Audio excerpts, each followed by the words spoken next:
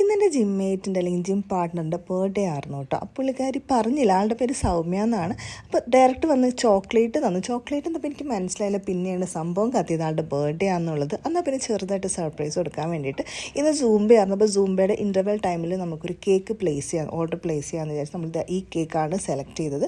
അങ്ങനെ എന്തായാലും ഭയങ്കര നല്ലൊരു ടൈമായിരുന്നു. നമുക്ക് ഇങ്ങനത്തേക്ക് നല്ല നല്ല അടിപൊളി ഫ്രണ്ട്ഷിപ്പൊക്കെ ജിമ്മിൽ നിന്ന് കിട്ടും കേട്ടോ. അങ്ങനെ സൂംബയൊക്കെ കഴിഞ്ഞപ്പോൾ ഞാൻ ആളുടെ അടുത്ത് പറഞ്ഞു, നമുക്കൊരു കേക്ക് ഓർഡർ ചെയ്തിട്ടുണ്ട്, അതൊന്ന് കട്ട് ചെയ്യണം. ആൾക്ക് ഭയങ്കര നാണായിരുന്നു. പിന്നെ ഞാൻ പിടിച്ച പിടിയാലെ ആളെ വിട്ടില്ല. അങ്ങനെ നമ്മുടെ കേക്കൊക്കെ വന്നു. പിന്നെ നമ്മൾ ആ സൂംബയുടെ ആ ഒരു ഏരിയയിൽ തന്നെ വെച്ച് കട്ട് ചെയ്യാമെന്ന് വിചാരിച്ചു.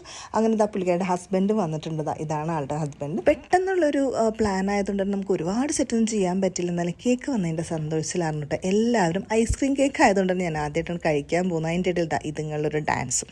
അങ്ങനെ കേക്കൊക്കെ സെറ്റ് ചെയ്ത് നമ്മൾ കേക്ക് കട്ട് ചെയ്യാൻ പറ്റത്തില്ല, അങ്ങനെ കേക്ക് സ്കൂപ്പ് ചെയ്ത് എല്ലാവർക്കും കൊടുത്തു തുടങ്ങി.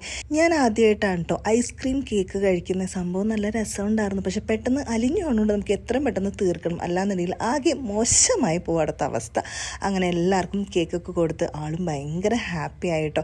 നമ്മൾക്ക് ഇതേപോലെ ചെറിയ ചെറിയ സർപ്രൈസസ് ആണെങ്കിലും നമ്മുടെ ഫ്രണ്ട്സിനെ ഹാപ്പി ആക്കാൻ കഴിഞ്ഞാൽ നമുക്ക് ഒരുപാട് സന്തോഷമല്ലേ. പെട്ടെന്നുള്ള പ്ലാൻ ആയതുകൊണ്ട് നമുക്ക് സൂംബയിലുള്ള എല്ലാവരും പിടിച്ചു നിർത്താൻ പറ്റില്ല. കുറച്ച് ക്ലോസ് ആയിട്ടുള്ള ആൾക്കാരെ നമ്മൾ എന്നാലും പിടിച്ചു നിർത്തിയിട്ടുള്ള എന്തായാലും ആൾ ഭയങ്കര ഹാപ്പിയായിട്ട്. അത് കണ്ടപ്പോൾ എനിക്ക് ഭയങ്കര സന്തോഷമായി.